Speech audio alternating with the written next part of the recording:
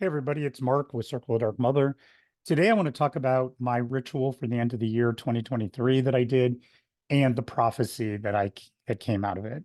Um, this is something I do every year. I do an end of year sort of wrap up to bring energy into the next year and also to get some kind of feel for what the message is. Um, First, I'm going to walk you through my process as we look at each altar, and then we will talk about what came out of it.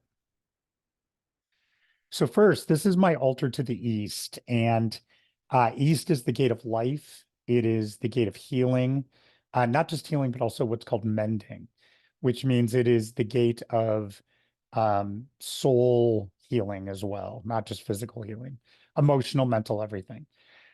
We need to understand that in Kabbalah, everything on the right is mercy, left is severity, and center is compassion. And neither severity or mercy are good or bad. They are sort of like opposite polarities. Um, so the left is dark, the right is white, but that's not about bad or good. It's about the opposites of chaos and control. So this I open by invoking Lilith to the east and calling upon the archangel Raphael for healing. Then I turn to the south. This is my south altar, which is the gate of ancestors. I'm using Lilith 2 here, which is her Sumerian and Mesopotamian guys. This is also fire and it is protection. So this direction invokes protection as well. I know a couple of statues here are the one, for instance, is supposed to be Ishtar, but I use it for Lilith because it makes me think of her and it's my altar, so I do what I want. In this direction, I invoked Lilith 2 and also the Archangel Michael for protection. Then I turn to the west. West is the gate of death, prophecy, and dreams. The element is water. And I call upon Lilith, her darker aspects, Lilith the younger versus Lilith the elder, including her consorts. You'll notice there's anthropomorphic forms of her, like a mermaid and a lamia. That's because at this direction, it's all of her anthropomorphic areas as well. So I call upon her as Lilith, and I call upon the archangel of dreams and prophecy, Gavriel. Then I turn to the north, and the North altar is about earth magic. It's the gate of magic and wonder working. I call upon Ne'ama, Lilith as Ne'ama, her incarnate form, in this direction. And so this is magic and incarnation, and I call upon Ne'ama along with the archangel Uriel. Then we go to the direction down. In a Kabbalistic ceremony, we do a sphere instead of just a circle. Not saying a circle is bad, but the way we do it is a full sphere. So this is down. And in this case, I call upon Lilith's children, the Pampajira, or the Lilin, whichever way you see them. This is the gateway to the other world. This is the gateway to darkness, the depths of the earth. And in this case, I call upon I use Pampajira as the name, and then I use the Archangel Sandalphon, who is the Archangel of the Mother. Next is up, which doesn't really have an altar because up is way up, and it's referring to the heavens. This is a gateway to all the heavens and the higher realms. What I have here is I have a station to do my scrying, and I also have incense burners and such.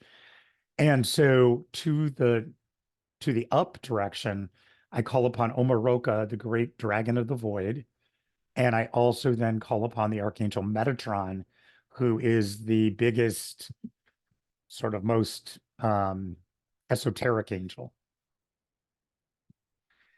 And then the last direction is inside. And at this point, it's all about enlightenment. And I'm calling upon Noria, a Gnostic version of Lilith, who her name means the same thing as Neama, pleasant, but she is a force of enlightenment. And I call upon her to bring my soul into the sphere. and to bring the spirit of enlightenment into the sphere.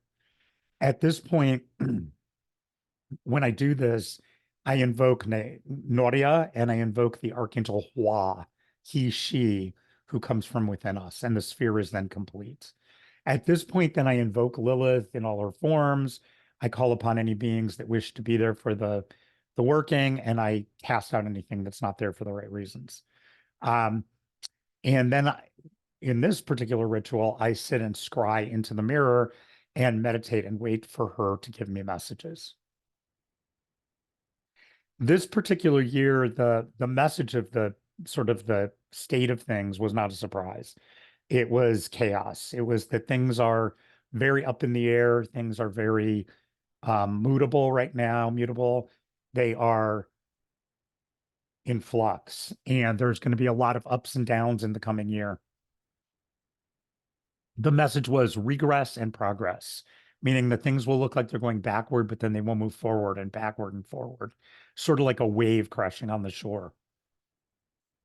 So the state of things is that we're in this process of the earth as a being, not the well, and it is the physical earth, but the earth as a being, all the beings on it are coming forward into their true self, into their enlightenment. And in that process, there's a lot of things holding back. There's people and energies holding back, trying not to let it go forward. And this is steeped in ignorance and fear. So the answer is that we, as magical practitioners, no matter what you follow, who you follow, what path or tradition, we need to come together and bring this all together to bring forth energy for the future. Lilith and many of these other deities are about transformation and evolution, and we need to let that rip. We need to not worry about the little things between us, like whether we worship Lilith or Hecate, or not that I have any problem with either, but some people might.